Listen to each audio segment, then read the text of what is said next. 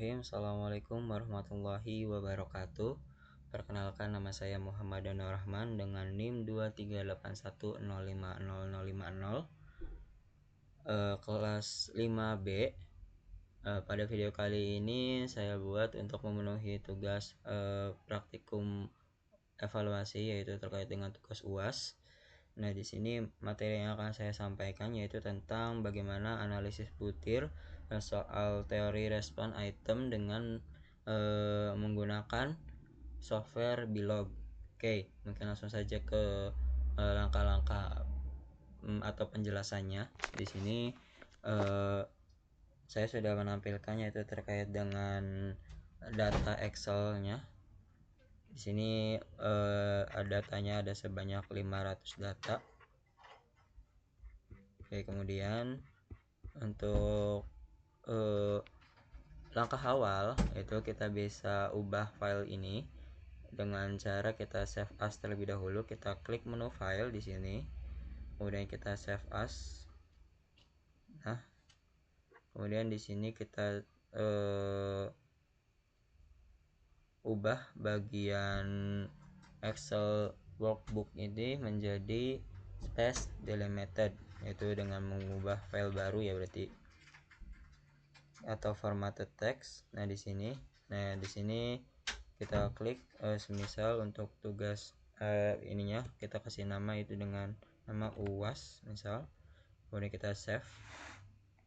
Oke, kita sudah save ya terkait dengan file dengan bentuk format baru. Kita bisa close bagian ini, atau mungkin kita langsung saja ke menu Bilog di sini. Nah, ini merupakan tampilan awal Bilognya. Kemudian kita coba bentuk file baru atau folder baru, yaitu dengan cara bisa klik Ctrl N, atau mungkin nanti bisa ke menu file terus ada menu new. Kemudian di sini kita cari terlebih dahulu yaitu folder Bilognya untuk tempat kita menaruh foldernya. Nah, di sini kita bisa pakai namanya di sini UAS Danu semisal gitu. Lalu kita klik open. Nah, di sini kita bisa mulai langkah-langkah untuk analisis datanya. Kan datanya kita sudah ubah tadi ya formatnya. Nah, di sini langkah awal yaitu teman-teman bisa klik bagian menu setup. Di sini kita klik general. Kemudian di sini untuk title-nya kita bisa isi dengan analisis data. Kemudian komennya kita bisa masukkan di sini berarti misal Danu gitu.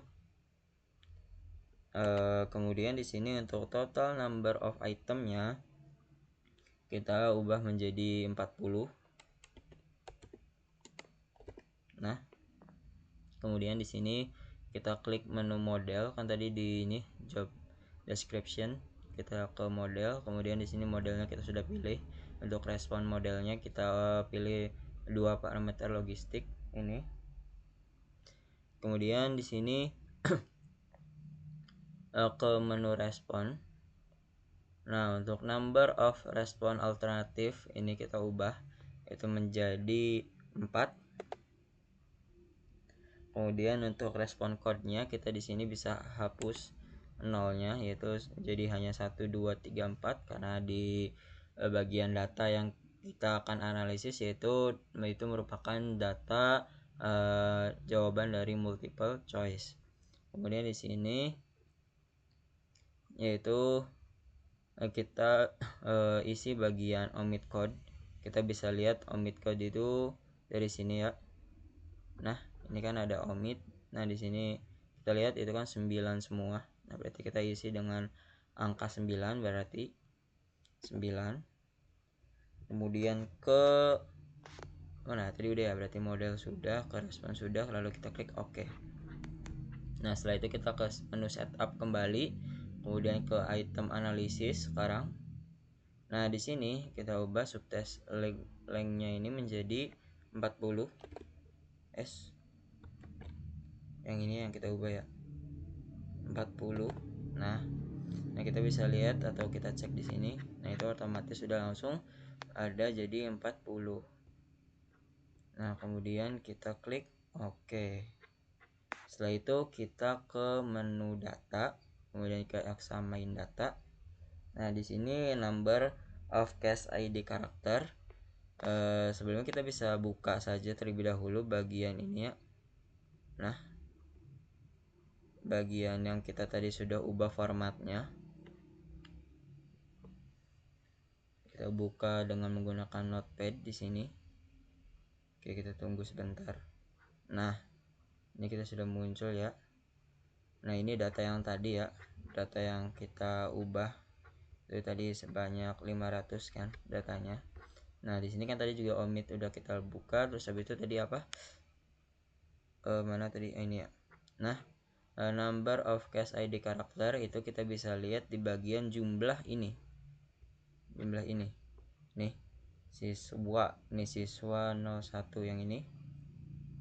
Itu bisa kita hitung, berarti siswa kan berarti ada 5 terus tambah 001 itu berarti kan 8. Nah berarti jumlahnya adalah 8. Sini berarti kita biologi kemudian kita ubah jadi di sini 8. Lalu kita ke data file. Nah di sini untuk cache ID-nya tadi kita udah hitung kan, berarti yang pertama itu dimulai dari angka 1 ya. Kemudian di lastnya di sini kita ubah jadi 8. Nah untuk bagian sini kita juga isi, yaitu untuk response stringnya itu kita bisa lihat lagi di bagian sini. Nah kita bisa klik bagian ini, bagian yang paling awal dari data ini semua. Jadi sebelum data ini kita klik, nah itu kan muncul di sini nih kolom 17. Kemudian bagian akhirnya itu adalah 56. Ini yang bagian akhir yang ini ya. Jadi kita klik sebelum 4 di sini.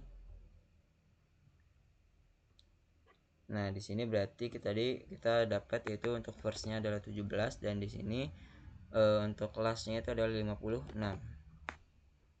Oke, di sini kan ada data file name, kita masukkan yaitu data yang tadi kita udah ubah, data Excel tadi.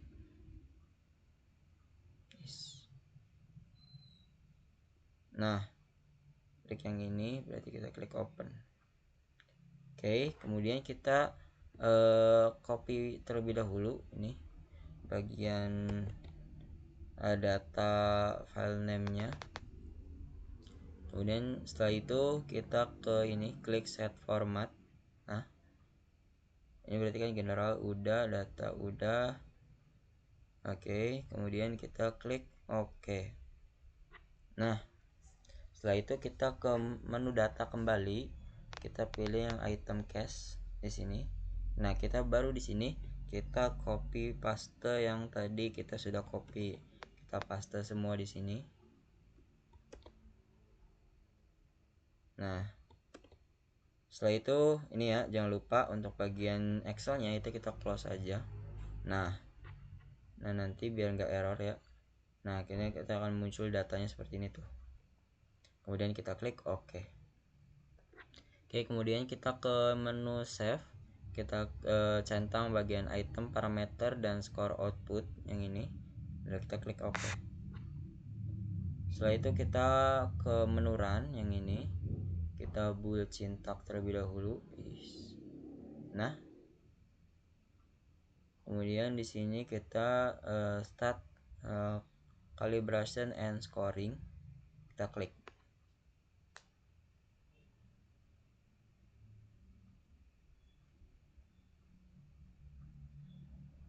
Nah kita tunggu sebentar di sini. Oke, sudah jadi ya, ini sudah sukses. Lalu kita klik OK. Nah untuk melihat output dari analisis tadi kita bisa klik menu output ini. Nah itu kan ada PH1, PH2. Kita bisa klik PH1 di sini misal. Nah, ini adalah output yang kita bisa nanti jadikan interpretasi dari analisis yang tadi kita sudah jalankan. Untuk analisis yang di sini berarti kita bisa perhatikan bagian correlation biserial, yaitu kita bisa menentukan daya beda, di mana daya bedanya itu bisa sangat baik atau mungkin jelek atau buruk ya. Itu dengan kriteria di sini berarti untuk bagian ini ya, datanya berarti yang sini yang paling awal, yang sini sampai ke bawah gitu ya. Ketika misalkan datanya itu kurang dari atau sama dengan 0,19 itu berarti dikatakan buruk. Kemudian ketika datanya itu diantara dari 0,20 sampai dengan 0,29 yaitu bisa dikatakan kurang baik. Kemudian di situ dilanjut ketika misalnya datanya itu ada sampai di 0,30 sampai ke 0,39 itu dikatakan datanya merupakan baik daya bedanya. Kemudian ketika datanya lebih dari 0 atau sampai dengan 0,40 itu datanya merupakan data yang sangat baik, itu daya bedanya sangat baik. Oke. Di sini kita bisa lanjut, kita bisa buka bagian output kedua yaitu pH2. Di sini juga output yang kita bisa interpretasikan. Di sini kita bisa fokus ke bagian ini slope and threshold, dimana kita fokus ke data yang bagian pertama yang ini ya, berarti ini kemudian ini, intinya paling atasnya ini seperti itu. Nah, kemudian di sini kita bisa lihat berarti untuk karakternya ketika dikatakan baik untuk yang slope itu atau slope itu nilainya itu adalah 0,4 sampai dengan 2. Nah, thresholdnya sendiri berarti nilainya dikatakan baik itu ketika nilainya itu berada di negatif 2 sampai dengan 2 seperti itu. Oke. Kemudian ada tadi pH 3 ya. Nah, ini juga kita bisa masukkan sebagai interpretasinya. Oke, seperti itu langkah-langkah untuk kita cara untuk menganalisis butir item respon menggunakan software Bilog. Oke, mungkin kurang-kurangnya mohon maaf. Wassalamualaikum warahmatullahi wabarakatuh.